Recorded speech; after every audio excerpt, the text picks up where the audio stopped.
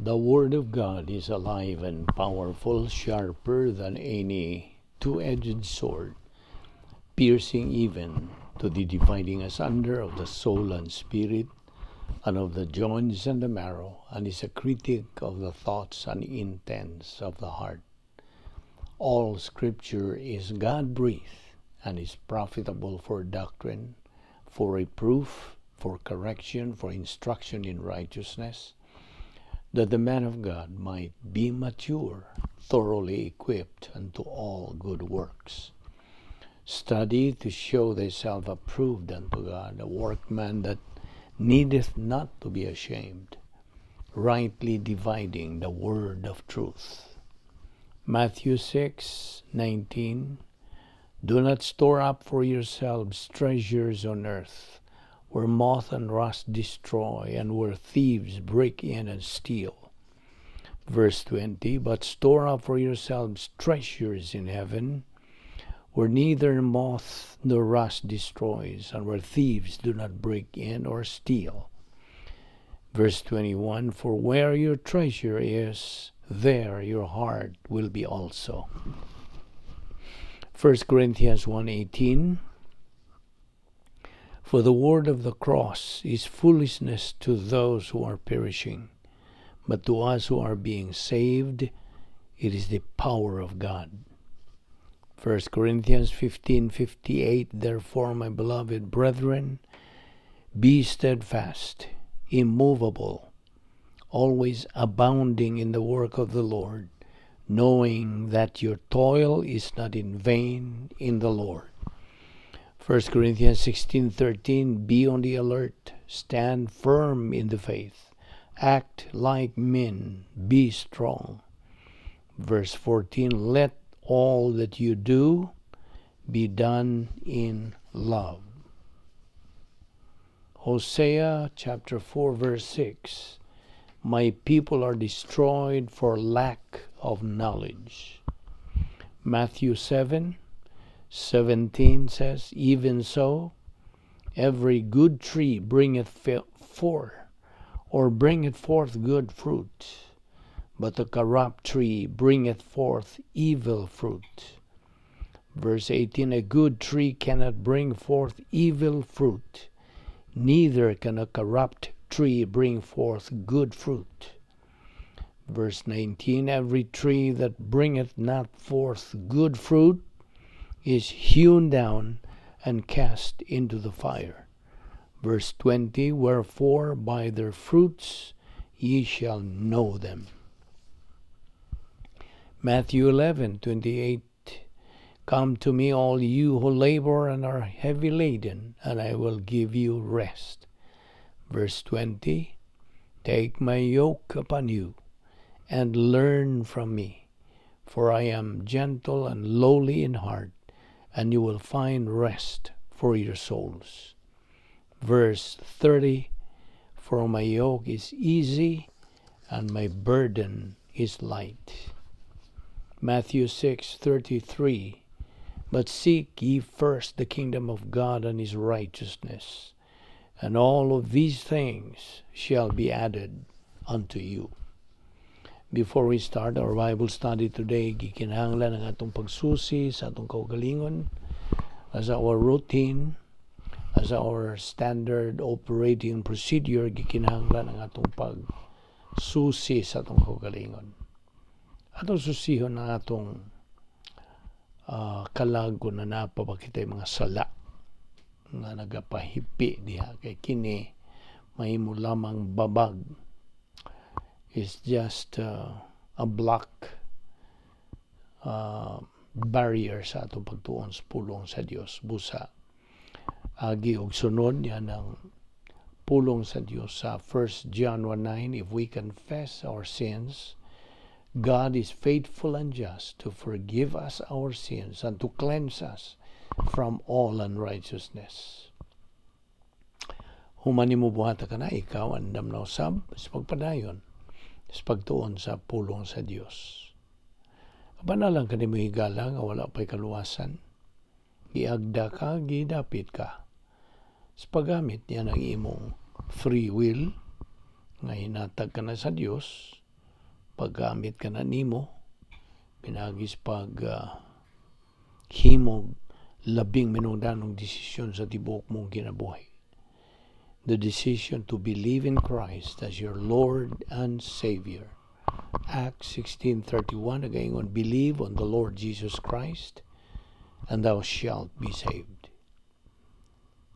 John 3:3 nagaingon usab, unless a man be born again, he cannot see the kingdom of God.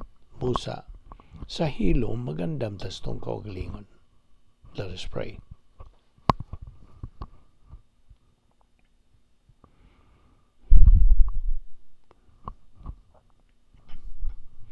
Balaan na mo nga Dios, nagapasalamat kami kanimo una sa tanan sa imong pagdala na usab kanamo ning dapita aron kami makapadayon sa among pagtuon sa imong pulong.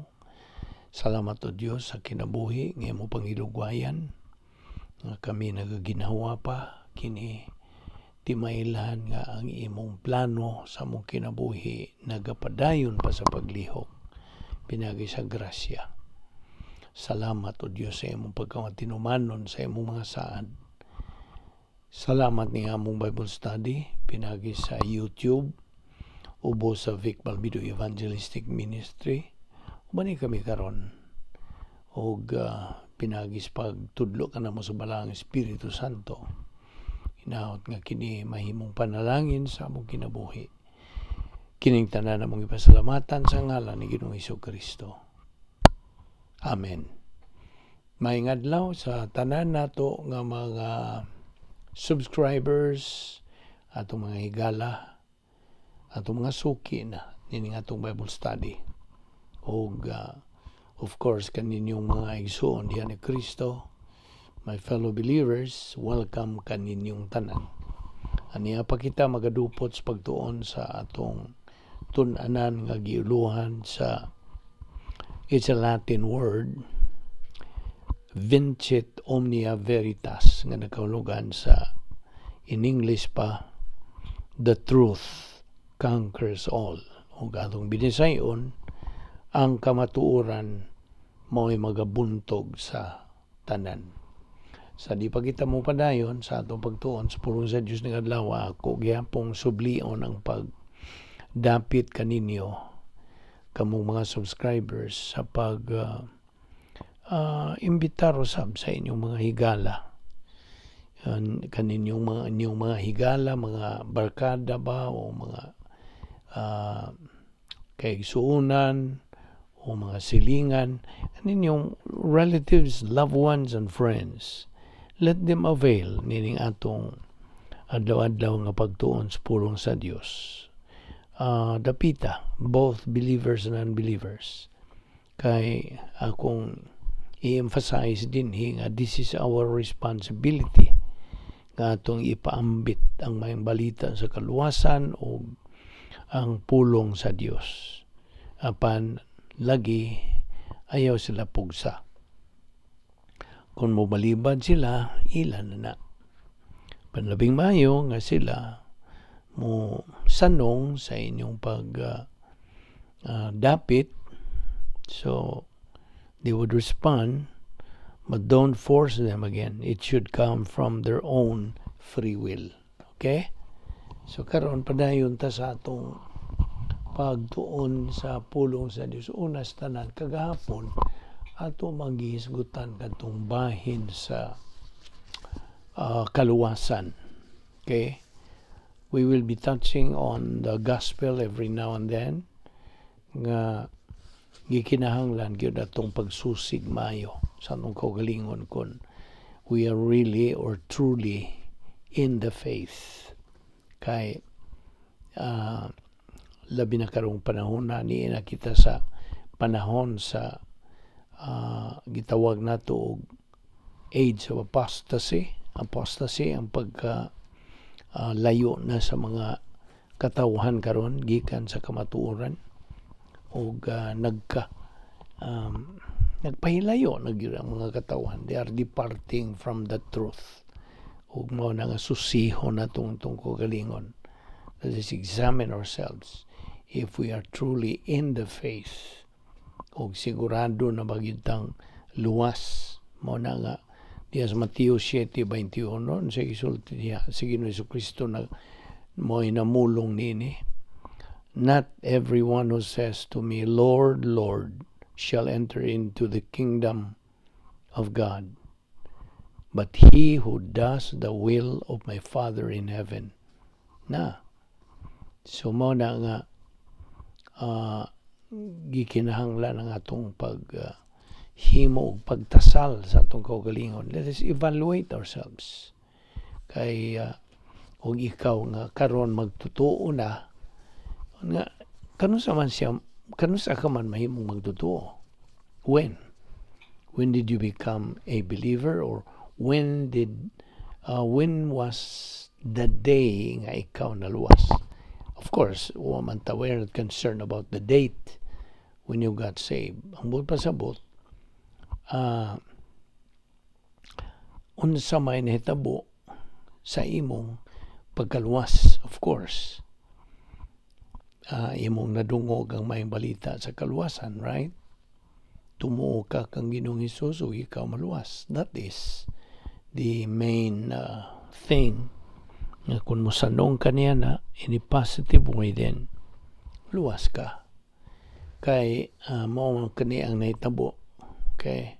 Paminaw. Niya ang cross that represents salvation. O niya, didto sa itaas. Top circle niya na mao ka na itong gitawag og eternal relationship. Dayo na nga relasyon. Kay niya nang higayon na nga miingon kag mituo ka kang Ginoong Jesucristo nga imong manluwas, gihatagan ka dayon og kinabuhing dayon, eternal life. O nahimo ka ng sakop sa harianong panimalay sa Dios. You became a member of the royal family of God, o gisuluban ka na niya ng pagkamatarong sa Dios. Nga kung mo tanaw ang Diyos nga mahan kanimo, dili ka na hinukman, kundi na matarong ka na, you are now justified. Okay? You are no longer judged, but you are saved. O ikaw na tao na pag-usab, you are now regenerated. You were born again. Gawas pa niya na nahimo ka ng anak sa Dios.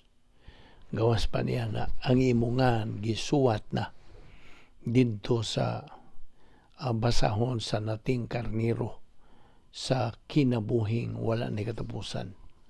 Your name has been written in the Lamb's Book of Eternal Life. Ug mao kadto ang natabo nimo niya ng eternal relationship. Eternal na. Dayo ng relasyon na kanimo.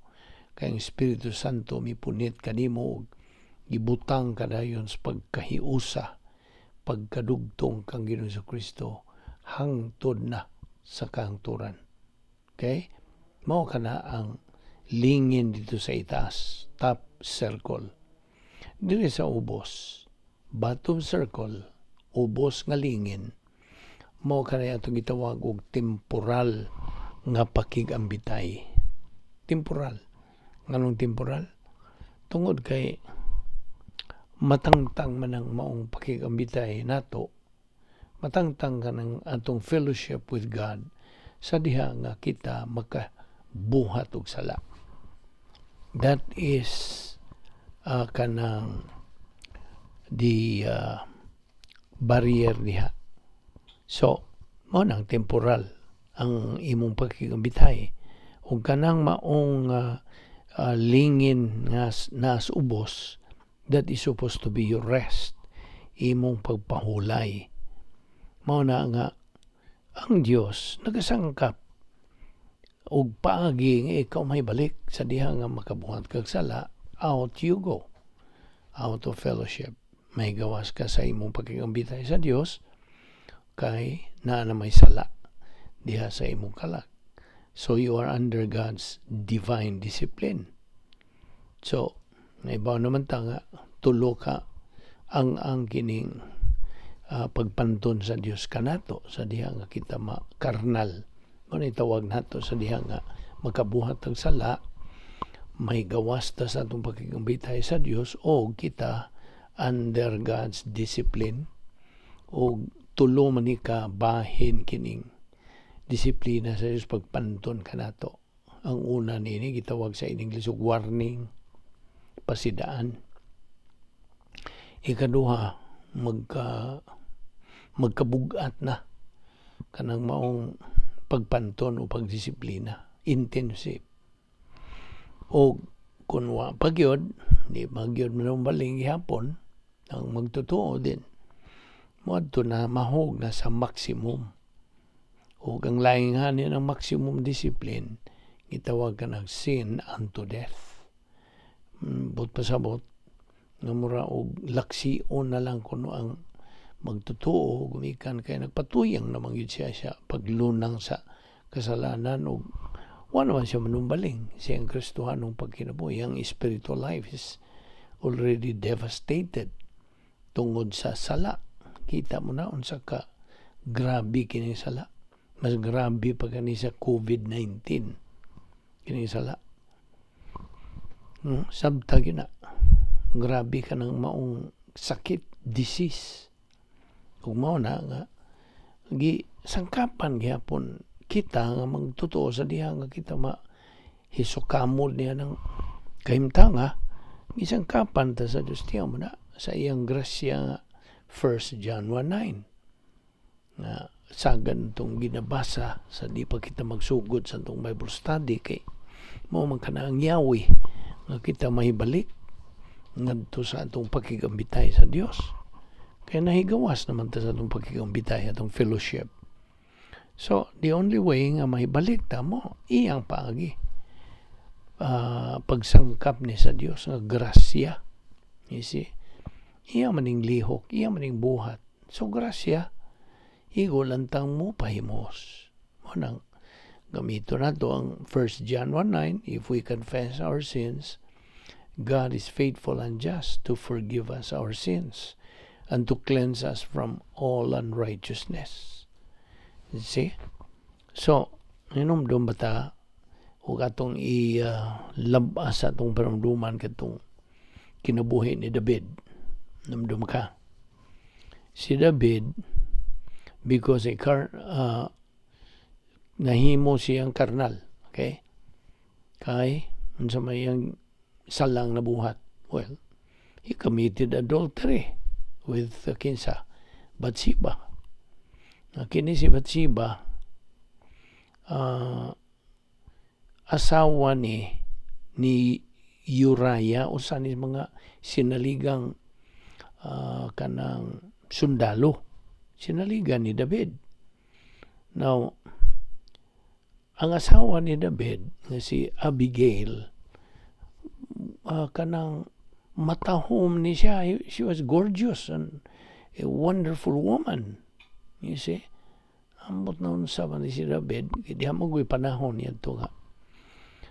Kanang wa siya mo ito sa natad panggubatan. Dito ra siya sa palasyo. O niya mo man to. Sa lasuro-suro na siya dito tingali sa sutiya diya sa iyang palasyo, nakita naman siya bahay nga naligo. Kung dito mo ito si Bathsheba, natintal man ni David. Okay? So, kaya ni si Bathsheba, asawa ni Uriah, o sa mga sinaligang kapitan sa mga kasundawan. O niya, kini si Uriah, Hittite ni siya, gi-manipulate ni sa dautang tinguha ni David. You see? So, mo to si David, misuway to, he tried to cover up his evil. Ayan pagkadautang diha sa una-una.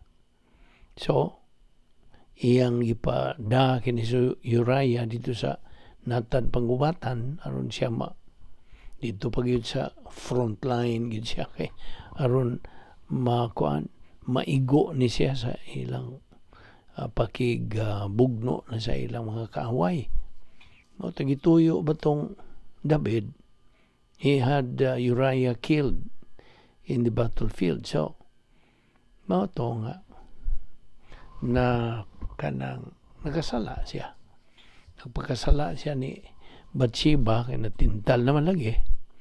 So si Bathsheba, fast forward na lang, she got pregnant, o ang offspring ni David mao toy bunga sa ilang daotang nabuhat. So si David had gitawag og category 2 suffering for discipline. I mean category 1 na. Category 1 suffering for discipline. Disiplina naman siya. Kaya na out of fellowship. Being out of fellowship, disiplinahon magita sa Dios. So, nahimo siyang karnal. Hangtod nga nahimong reversionista. Now, mo to, bunga siya sa iyang decision. David was a product of his decision. Na Galatia 6:7 unsang isulti diha. Be not deceived, God is not mocked. For whatever a man soweth, that shall he also reap. Na mo to iyang gi kanang unsa bay reap sa Binisaya. Mo to iyang naani. You see? So, gikinahanglan gyud nato ang pagsigig yung tuon sa puno sa Diyos o di tama hisukamo do maluka pa niining pagka out of fellowship dili lalim ning ma-out of fellowship kita. Mao na nga kinahanglan gyud magbantay na ta niining pagpakasala. Bantayan na to, we should consider it as more grabe pa bisag unsang virus. Mas grabe pa gyud. Kay maka-ut-ut man sa imong yung kinabuhi. Now, kagahapon naghisgot ta nga ang hinungdan nga nga daghang mga tao mo dumili sa pagtuon sa Biblia. The reason why many people hate the Bible mao nga sa diha nga ang pulong sa Dios maingon nga kitang tanan mga magasasala and our failures and weaknesses are revealed. Ipadayag na yun, i-expose. Dili sila muangay na. They don't want to be convicted, to be exposed by the Bible. You see? Mao na sila, maglikay sila. Hindi sila gusto tawgon ng mga makasasala. Romans 3:23, klaro kayo. All have sinned and come short of the glory of God. Matuis ba ninyo kamatuoran man na. So, ana ning tanan, nasod na ni sa gitawag ko divine decrease. Ug ato namang gihisgutan kaning Rome chip ug ang prom chip. Ang Rome chip, read-only memory, dili naman na mausap. Whereas ang prom chip, dili mausap apan gitawag na og programmable. Now, kining atong gipangisgutan, kining prom chip, naa dihang mga record sa matag kinabuhi sa matag tao. Records of every person's life. O kining divine decrease, ato naman yung gilakbitan kagahapon. This is the sum total of God's plan for the human race. Sum total. Ana diha ang kanang gi-record na ang huna-huna sa tao, iyang mga desisyon, iyang mga gipangbuhat, nahibawan ka na sa Dios. Apan gitugot kining tanan sa Dios as time goes in history. Now, so gitugutan kini sa Dios, God is tolerating it in relation to the angelic conflict. Hindi bang espirituhanong away, espirituhanong kira we are facing every moment of every day. moment by moment kini nga tong pagatubang nining maong gubat, away nga espirituanon. But we do not wrestle against flesh and blood, ha? Di man eh. Dili unod og dugo kini nga tong mga kaaway espirituanon. Mao na nga. So remember, God perfectly knows nining atong mga unahuna, mga desisyon, mga binuhatan tanan nga nasuod diha, nadlangkob diha sa divine decrees. Now, mao na nga kita ra gyud ang manubag. We are the only one who is answerable, responsible, and accountable for all of our decisions. Kita ra. No one is to blame for our failures and for being a loser except kita. Kita mismo ra. Kana kung makaako kita nga mahimong mga pildiro, no? Na unsa man ning atong gihisgutan dinhi nga ang kamatuoran magabuntog sa tanan. Unsa may imong ikabuntog kung unsa wa man ka magtagad sa imong espirituhanong pagkinabuhi. Mao na nga you are a bad decision maker. Nga dili ra ba gyud buot ang Dios nga mahimo kang ingon niya ng kaimtanga. Ang Dios, ang kabubuton sa Dios mao nga kita unta will become good decision makers. Mga maayo kanang lig-on, mapuslanon nga mga desisyon nga itong himuon. Na unsaon man ito pagbuhat nining good, right decisions? Only by studying God's Word. Kaya mo man ibasihanan. You see? So, unsa gani ang atong gihimong desisyon, kita ra gyud ang manubag lagi. Dili itong ubang tao na tingali mo yung na-influensya magukuniya. No. Influensya ang iyang nahimo. Apan kinsa may mohimog desisyon, di man ikaw man. Basta, di man to siyang nag-influensya nimo. Ikaw. No, kini mo yung tag ikaw, kitang mga magtotoo. Nobody's exempted. Kita may mohimog desisyon, di kita ang manubag. Basta, no one is to blame for our failures and for being losers except kita ra gyud. Kita o kitara. So, ang mga losers, ang mga pildiro, ilang gipili nga mahimong pildiro. Tungod kay nga naman, ignorante man sila. Huwag sila lamag. Ignorant of what? Ignorant of truth. Kita ni mo na. Huwag man tayo lamang, mga burong man ta sa kamaturan. Nga mo nilaging atong tunan kining maong uluhan sa atong subject matter nga truth conquers all. Na mo na sa pagkangkira. Loser man ka noon.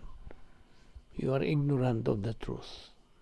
So, sa diha nga ignorant ta sa kamaturan, stupido ta. Okay? Mo na nga mga tao nga gipasabot. Na yung pangutana nimo. Unsa may mong itubag sa tao nga kanang makasabot, unya gipasabot, apan di gyud mo sabot. Unsa may mong tawag niya ang tawhana? Ang malikon. Unsay tawag nimo sa tao nga makasabot, gipasabot, apan dili masabot. Unsa man? Ibo ka unsa ni Ecclesiastes tao?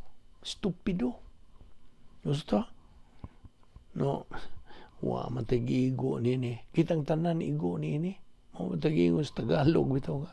Batu-batu sa langit. Ang matamaan huwag magalit. Sa man. Sakit gyud ang pulong sa Dios. Yang ano man. Ang kamatuoran sakit. Sakit kung maigo ka.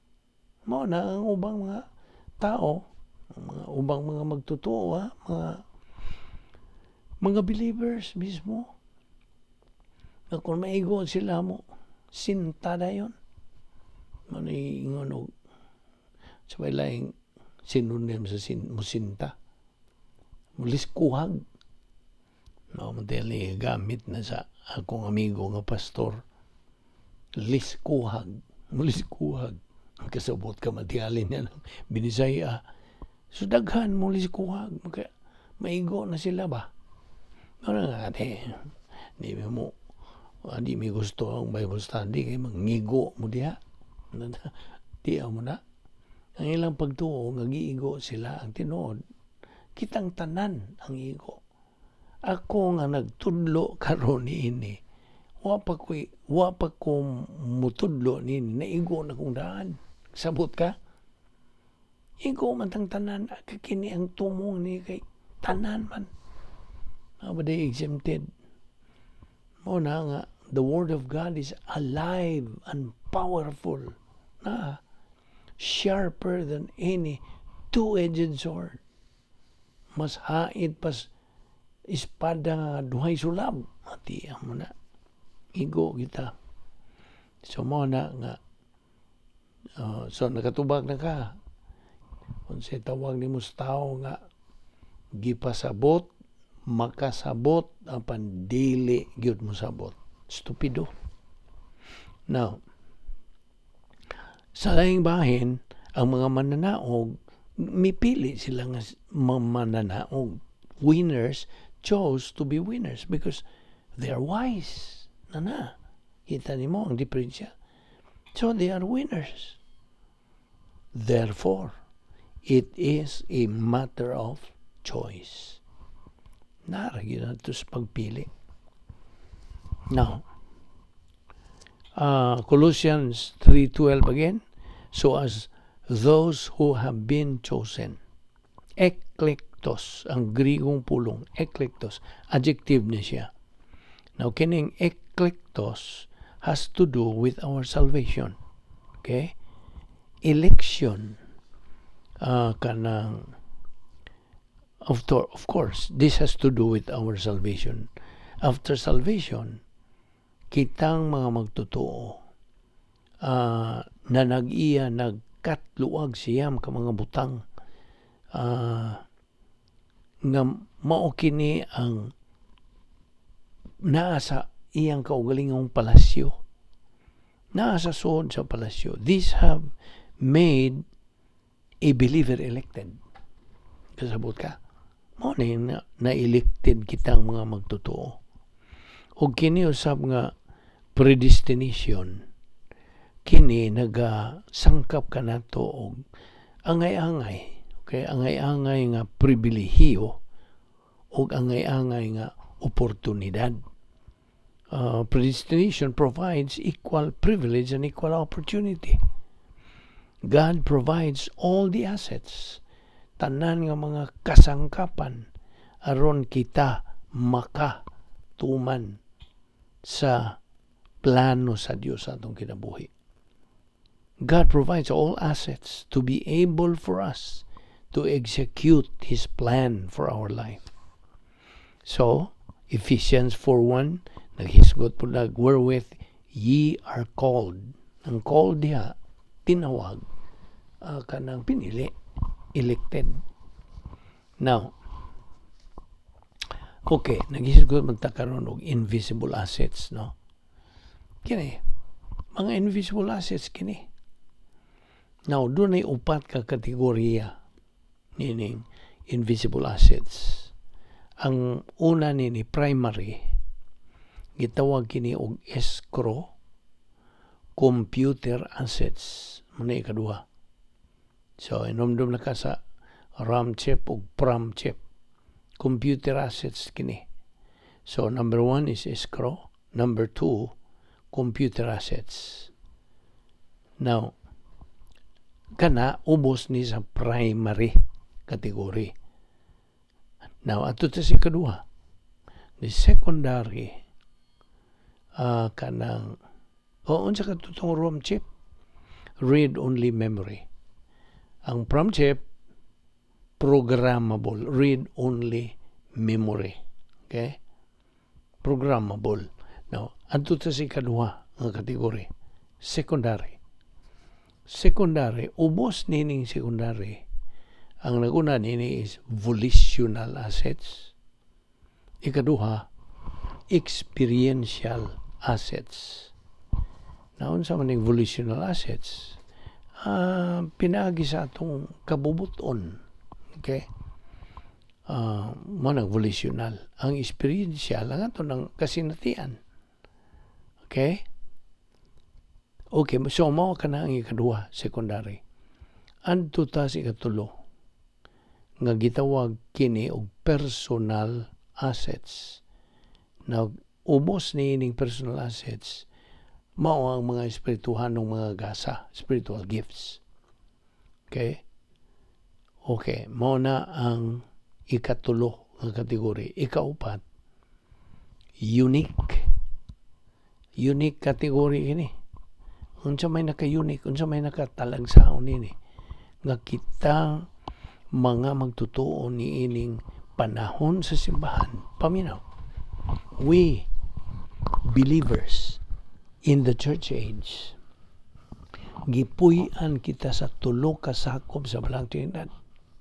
Asa man mo puyo, ning atong lawas. We are indwelt by the Godhead. Okay?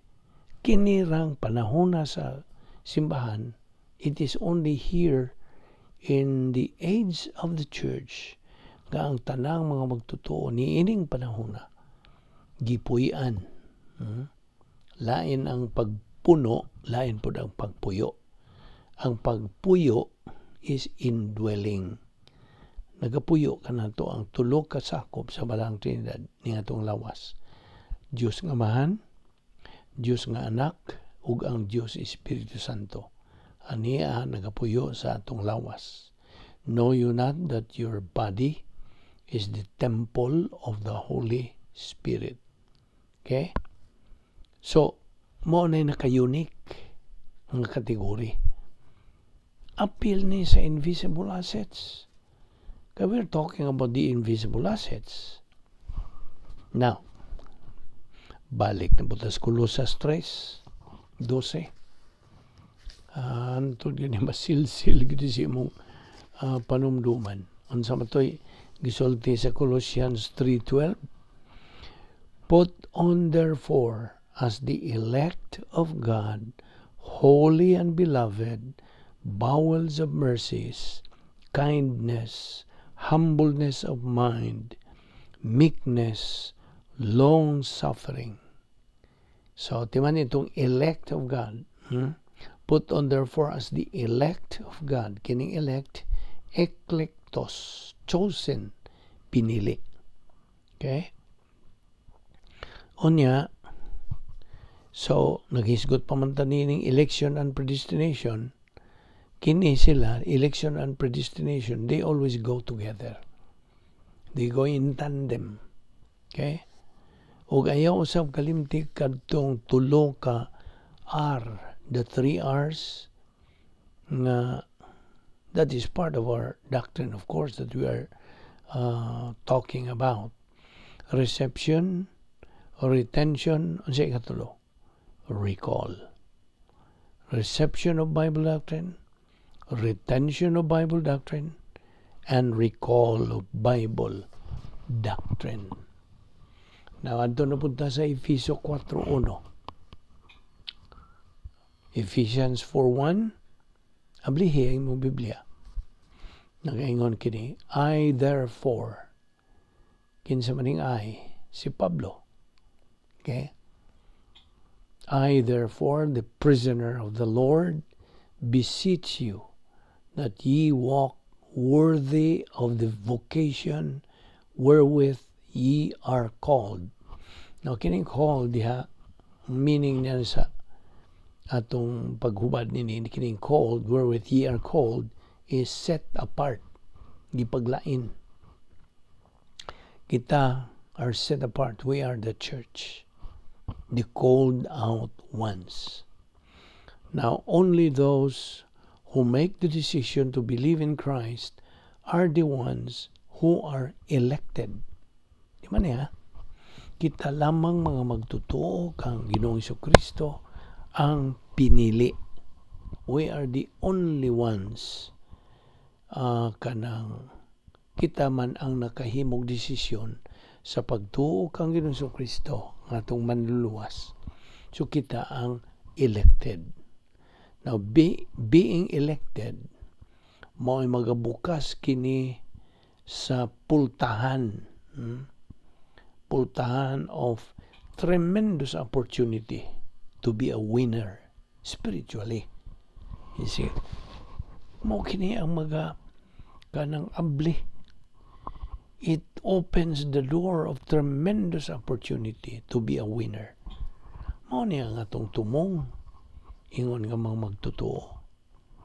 Ug mao na ang gitawag og predestination. Kasabot ka na. Mao ni ang predestination, being elected. Now, ang pulong nga predestined, past tense naman eh. The word predestined sa Grigong pulong is pro-orizo. Pro-orizo. Ang sabot sa pro-orizo, to come to a decision beforehand. Okay? Ang predestination, lain pod. It is the provision of God nimo didto pa sa eternidad nga kaniadto. The provision of God for you in eternity past. Sa tuyo nga ikaw makatuman sa plano sa Dios diha sa phase 2 sa plano sa Dios. Ikaduhang bahin sa plano sa Dios. So mo na ang gisangkap sa Dios ang predestination. Kay of course ikinahanglan ang imong pagtuo. Lig-on nga pagtuo ni mga butanga. Kay diha sa Hebrewanon 11:6 unsa man. Without faith, it is impossible to please God. Imposible. Ang imong pagpahimuot sa Dios kung wa kay pagtuo. So timan-an nato kitang mga magtutuo, every believer matag usa ka magtutuo ana nining equal privilege and equal opportunity to reach spiritual maturity. It's a matter of choice lang. Naragod nato kay naman tay kapilian buot batang madinaugon o pilde. Buot matang kanang makahimo og husto tukmang mga desisyon sa kinabuhi o dili. You see, it's a matter of choice. Okay, Ephesians 1:4 again, according as he hath chosen eklektos, according as he hath chosen eklektos us in him before the foundation of the world, that we should. Now, of course, God knows everything we decide, everything we do. We kanang unsay atong nausab o unsay atong gibuhat. God knows perfectly everything. He knows who is going to believe in Christ. He knows who is going to reject Christ. Nahibawan ni tanan sa Dios. Ang iyang pagka-omnisyente, iyang pagkasayod sa tanan, nasayod what's going to happen in your life. Nahibaw. Klaro kayo, tataw kayo sa kanang sa Dios. What's going to happen in your life. He holds our individual life. Gigunitan kini sa Dios. But, get this, dili siya dumala. He cannot control our volition. Mara gina. God controls everything except our volition. Mara gina buta nga dili niya matandog. Everything is put in God's divine decrees. Natanan, nasuo diha, napundo diha, na kanang unsa bay ubang adjective niya na napundo, right? Na kanang langkob. I think that's another adjective nga magamit nato, na langkob diha. God provides all that a believer needs. Ang Diyos nagasangkap sa tanan natong mga gikinahanglan. Gikinahanglan natin man Dili kay kadtong atong gusto. Lahi man na. Daghan mga magtutuo nga magaampo sila sa ilang gusto. Sayop ng pagampuha. Dili man na gusto. Magampo ta sa atong gikinahanglan apan ang labing tinuod ang atong gikinahanglan gisangkap na sa Dios daan. You see. Unsa may gisulti Philippians 4:19. My God shall supply all your needs according to His riches in Christ Jesus. You see? God already knows what we need. Therefore, He provides it. God provides all that we need in life. So, okay. Elected o predestination.